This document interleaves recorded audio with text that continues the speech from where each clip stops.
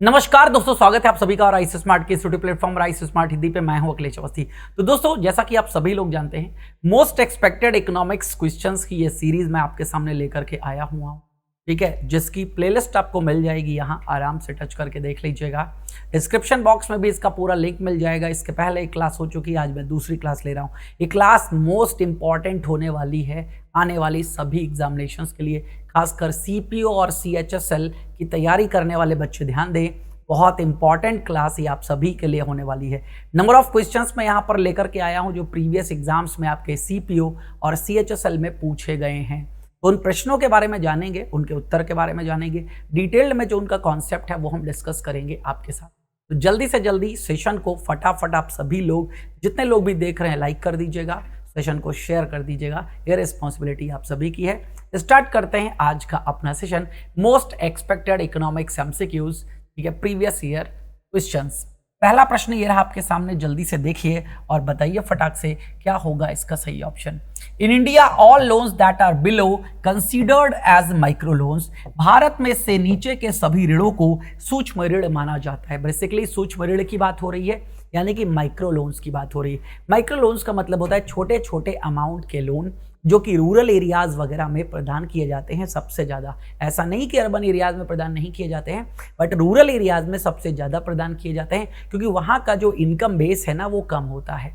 तो इनको micro loans के नाम से जानते हैं। और इसका सही ऑप्शन दोस्तों क्या है? इसका सही ऑप्शन है 1 लाख रुपए। 1 लाख रुपए या इससे कम के ऋण को हम माइक्रो लोन्स के नाम से जानते हैं। ध्यान रखिएगा इस बात को बहुत अच्छे से, माइक्रो लोन्स। ठीक है, क्लियर हो गई आप सभी को मेरी बात? पढ़ते हैं अगले प्रश्न की ओर। अगला प्रश्न ये रहा आपके सामने, फटाफट देखिएगा। In how many phases did the Indian economy experience the success of green revolution. भारतीय अर्थव्यवस्था को हरित क्रांति की सफलता कितने चरणों में प्राप्त हुई है? बात हरित क्रांति की हो रही है, हरित क्रांति की सफलता की हो रही है। तो पहला चरण हरित क्रांति का 1960 के दशक में स्टार्ट हुआ था, और दूसरा चरण जो स्टार्ट हुआ है वो 1970 के दशक में स्टार्ट हुआ है। ध्यान रखिएगा, इसके अंतर्गत एक जो शब्द सबसे ज्यादा प्रचलित था वो याद रखिएगा HYV सीड्स, यानी कि हाई यील्ड वैरायटी सीड्स का इस्तेमाल किया गया था।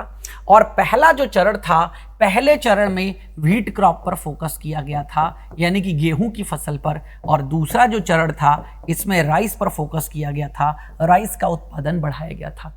हरित क्रांति की जब कभी भी बात आए तो भारत में हरित क्रांति के फादर का नाम याद रखिएगा।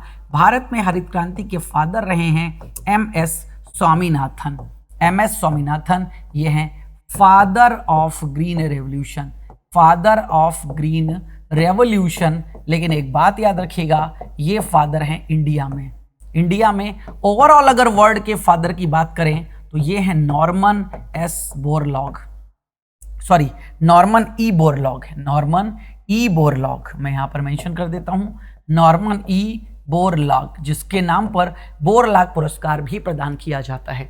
तो अगेन यहां पर सिंपल सी बात कर रहे हैं, तो 2 चरणों में सही ऑप्शन इसका क्या होगा? सही ऑप्शन इसका 2 होगा, याद रखिएगा। तो हरित क्रांति basically high yield variety seeds का इस्तेमाल करके कृषि की उत्पादकता को बढ़ाना था। तो अगले प्रश्न के ऊपर चलते हैं। Which of the following is considered as a good indicator of economic growth.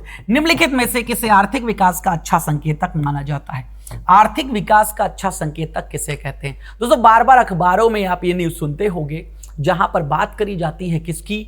GDP की बात करी जाती है। जीडीपी, जीडीपी का फुल फॉर्म क्या है दोस्तों? Gross domestic product. Gross domestic product यानी कि सकल घरेलू उत्पाद। बेसिकली एक वित्तीय वर्ष में देश की जो बाउंड्रीज हैं, उन बाउंड्रीज में जितना भी उत्पादन किया जा रहा है, इसके प्रोडक्शन के कुल वैल्यू को हम लोग किस नाम से जानते हैं? जीडीपी के नाम से जानते हैं। जीडीपी के नाम से जानते हैं। तो सही जो ग्रोथ का इंडिकेटर है वो यहां पर हम स्टडी इंक्रीज इन जीडीपी को लेते हैं। और जीडीपी अगर बढ़ रही है तो देश का इकोनॉमिक डेवलपमेंट भी होगा, ये बात ध्यान रखिएगा। ठीक है, अगर जीडीपी पर सबसे पहले फोकस सरकारें करती हैं तो जो गुड इंडिकेटर माना जाता है वो है जीडीपी का बढ़ना।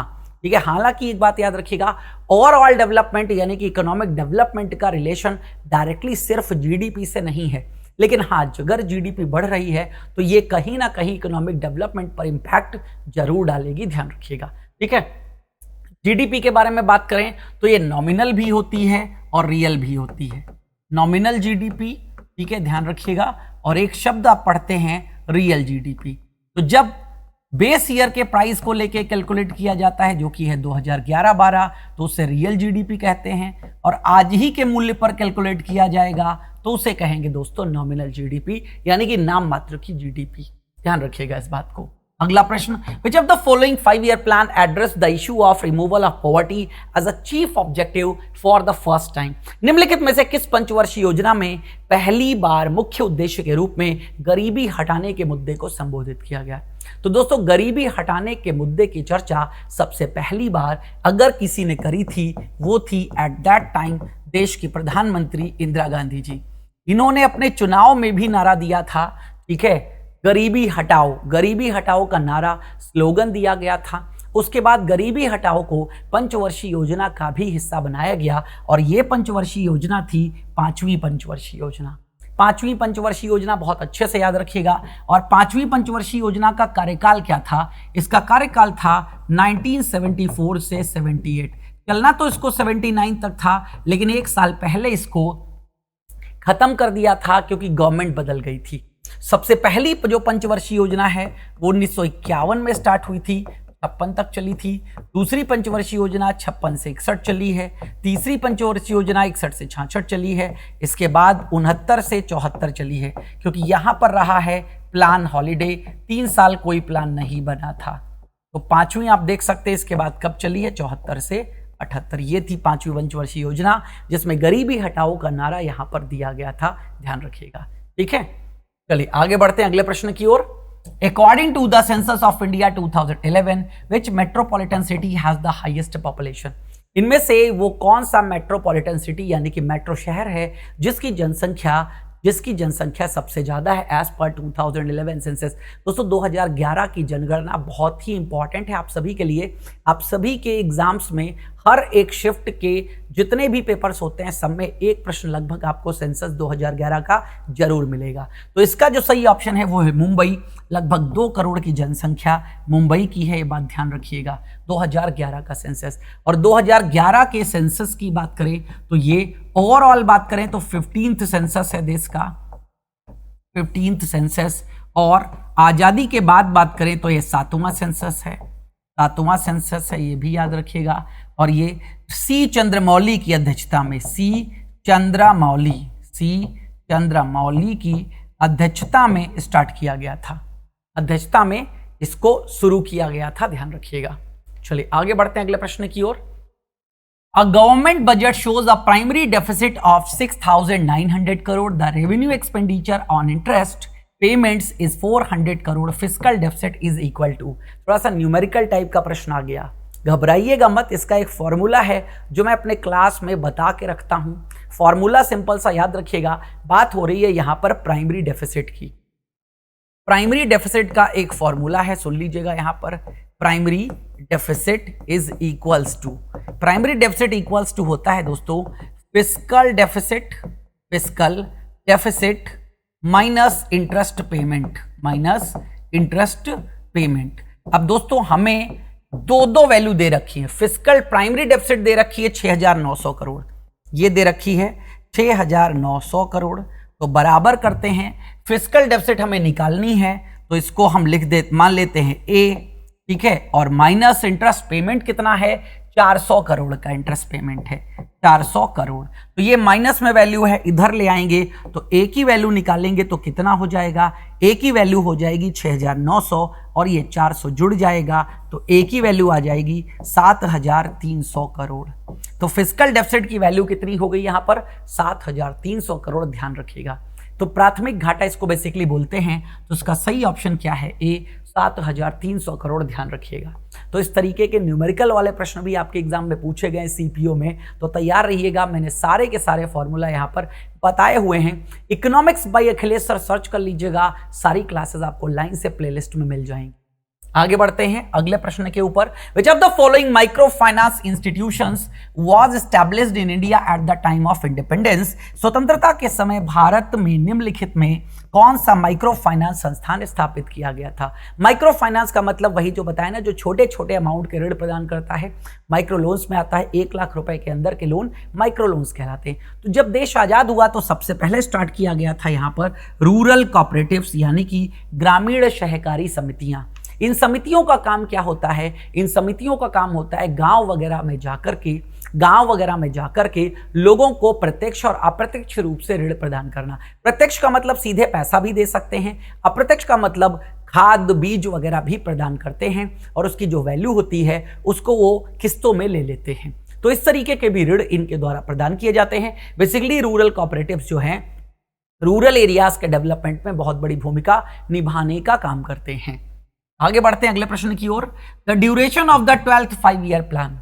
तो 12th 5-year प्लान का ड्यूरेशन क्या है आपसे पूछा जा रहा है, आप आंसर करिए। तब तक मैं आपको लाइन से सारे के सारे प्लान का ड्यूरेशन बता देता हूं। पहला प्लान अभी बताया था 1951 से 56। दूसरे प्लान की बात करें तो क्या है 56 से 61। तीसरे प्लान की बात करें तो 61 से 66 है। चौथे प्लान की बात करें तो 69 से 74 है। पांचवें प्लान की बात करें तो 74 से 78 है। छठे प्लान की बात करें तो ये है 80 से 85। सातवें प्लान की बात करें तो ये है 85 से 90। आठवें प्लान की बात करें तो ये है 92 से 97। ठीक है। नौवें प्लान की बात करें तो ये है 97 से 2002। ठीक है। फिर आगे समझ लीजिएगा, 9वें के बाद 10वें प्लान की बात करें तो 10वां है 2002 से 2007। 11वां हो गया 2007 से 2012 और 12वां हो गया 12 से 17। तो इसका सही ऑप्शन तो ए हो गया दोस्तों। और इस 5 ईयर प्लान के बाद देश में कोई 5 ईयर प्लान नहीं बना है, क्योंकि 2015 में स्टैब्लिशमेंट हो गया था किसका, नीति आयोग का। 2015 में संस्था बन गई है दोस्तों वर्षीय आयोग, और नीति आयोग ने इसके बाद त्रिस्तरीय प्लानिंग को लॉन्च किया है, जिसमें सबसे पहले आता है 15 वर्ष की। 15 वर्ष का यहां पर होता है विजन प्लान। ठीक है। देन 7 इयर्स के लिए यहां पर क्या है, स्ट्रेटेजी प्लान है यहां पर। और इसके बाद 15 के बाद 7 है, फिर है 3 साल। तो 3 इयर्स का यहां पर बनाया गया है एक्शन प्लान। ध्यान रखिएगा इस बात को।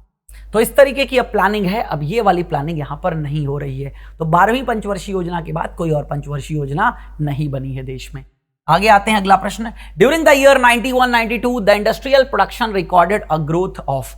उन वर्ष 1991-92 के दौरान औद्योगिक उत्पादन में वृद्धि दर्ज करी गई। दोस्तों 1991-92 1991 में आपको पता है देश में नया इकोनॉमिक रिफॉर्म्स हुआ था, जिसके अंतर्गत आया था लिबरलाइजेशन, प्राइवेटाइजेशन और ग्लोबलाइजेशन, जिसे शॉर्ट में हम LPG के नाम से जानते हैं, न्यू इकोनॉमिक पॉलिसी के नाम से जानते हैं।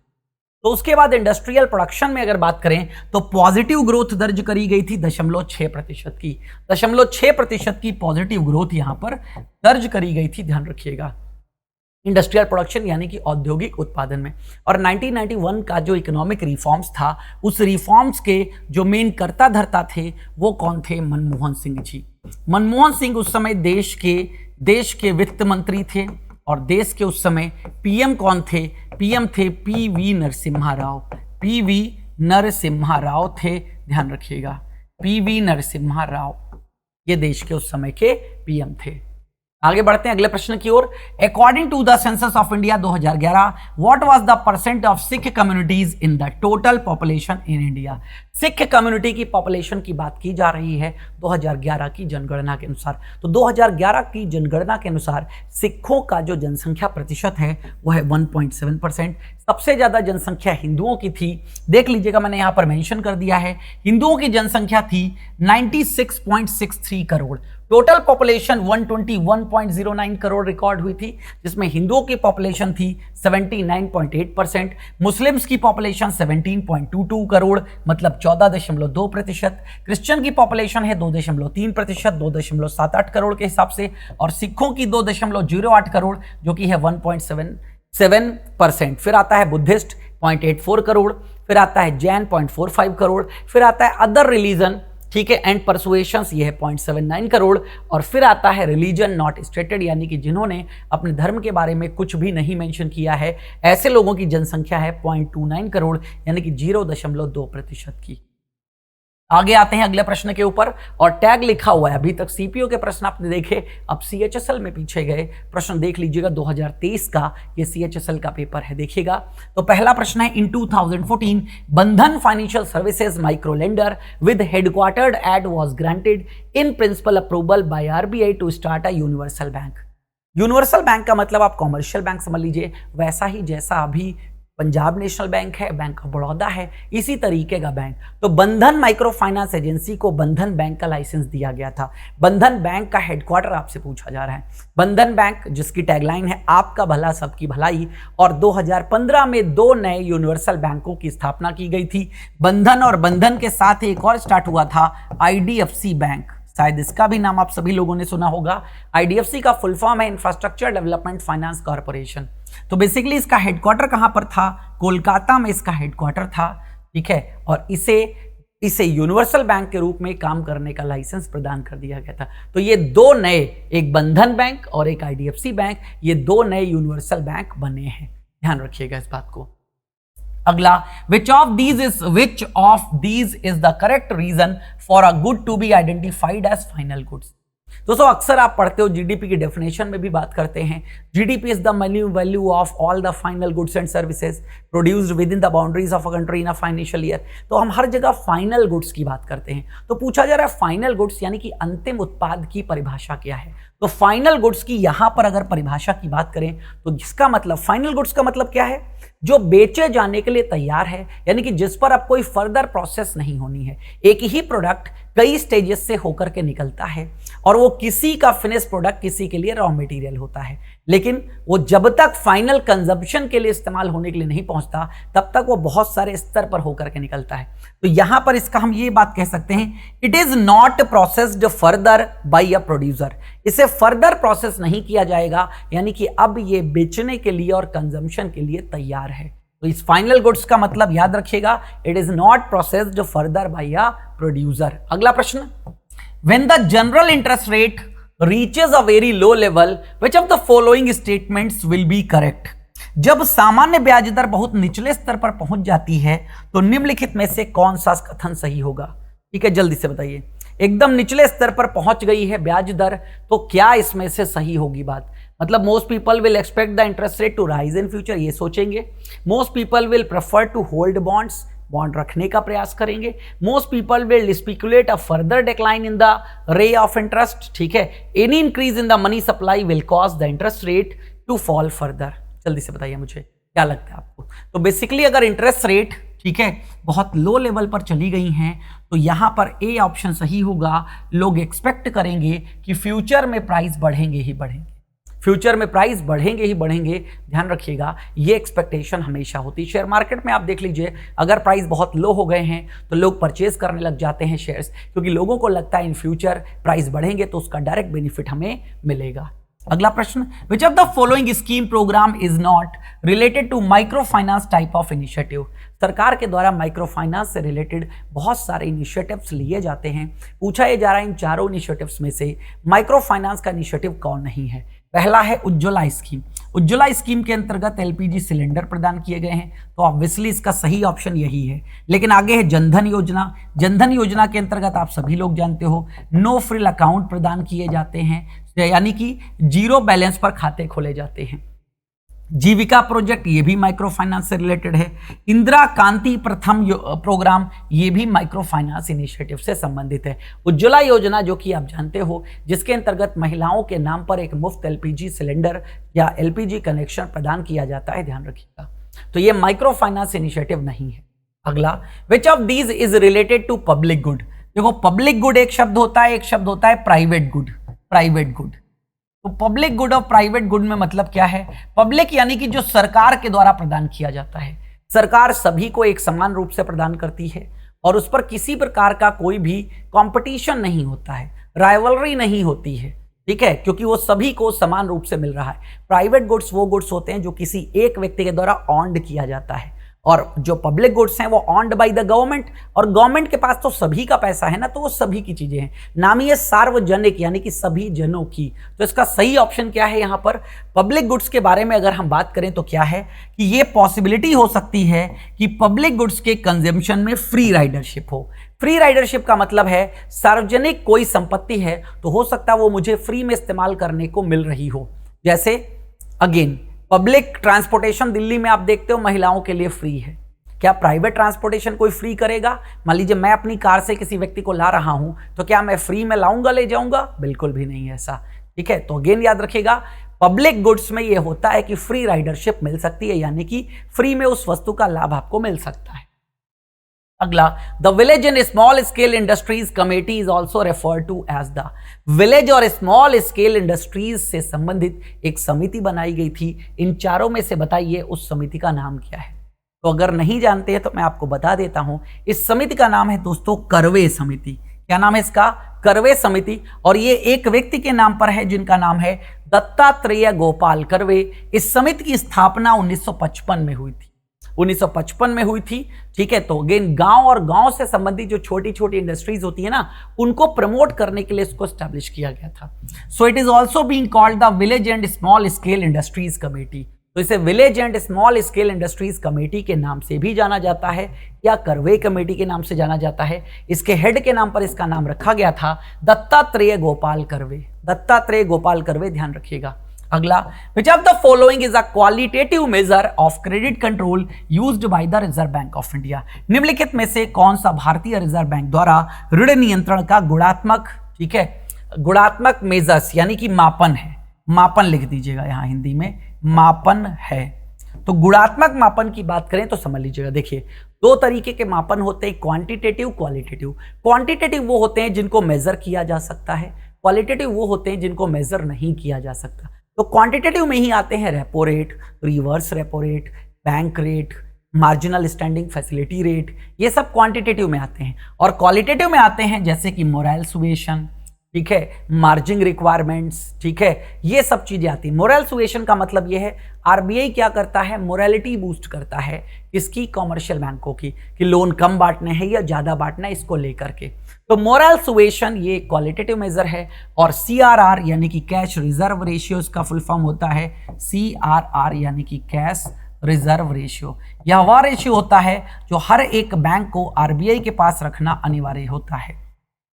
एसएलआर, वो एसएलआर का फुल फॉर्म है स्टैच्यूटरी लिक्विडिटी रेशियो, ये भी याद रखिएगा, स्टैच्यूटरी लिक्विडिटी रेशियो। ये वो वाला अमाउंट है यहां पर स्टैच्यूटरी लिक्विडिटी रेशियो जो हर एक बैंक अपने पास रखता है, अपने पास, ठीक है। जो क्योंकि क्यों रखता है? क्योंकि कोई भी कस्टमर कभी भी अपना पैसा मांगने आ सकता है, तो अपने पास रखना जरूरी होता है। सीआरआर, एसएलआर, ध्यान रखिएगा यहां पर। तो एसएलआर इस समय वर्तमान में 18%, सीआरआर की बात करें तो यह है 4.5%, 4.5%। तो इस हिसाब से इसका सही ऑप्शन क्या है? ओनली बी, ध्यान रखिएगा, ओनली बी। अगला, what is the crude birth rate of India as per census 2011? Census 2011 के अनुसार अपरिष्कृत जन्म दर क्या है?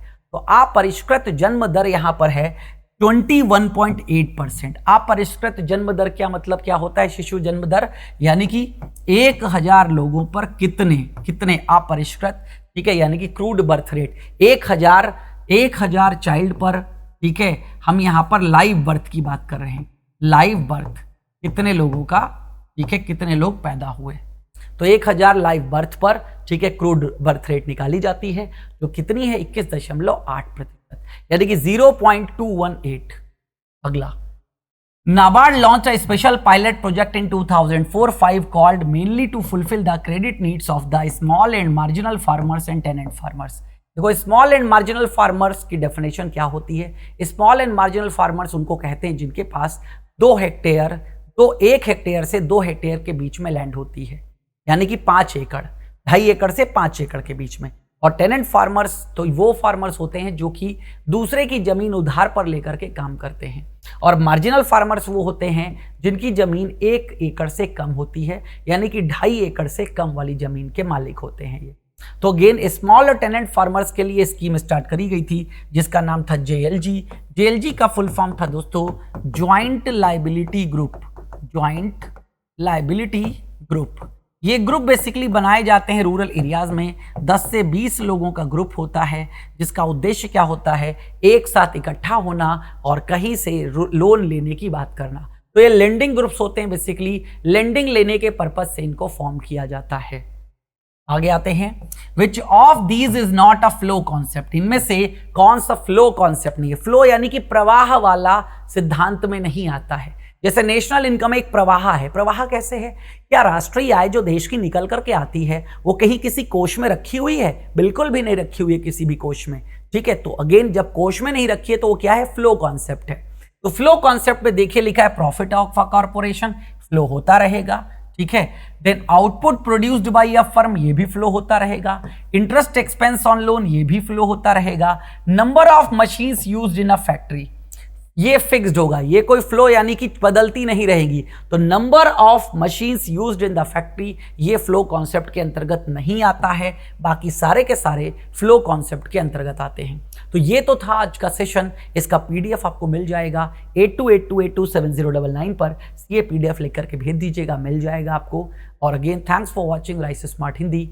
आपका दिन शुभ हो और ऐसे ही सेशंस के लिए जुड़े रहें राइस स्मार्ट के पास। ये सेशन या ये सीरीज कैसी लग रही है, कोई सजेशन हो आपका, कोई डाउट हो आपका, कोई बात कहनी हो आपको, तो कमेंट सेक्शन आपके लिए हमेशा ओपन है, आप वहां पर कह सकते हैं। ठीक है, थैंक यू। हमारी आपकी मुलाकात ऐसे ही अगले सेशन में जरूर होगी। Thank you.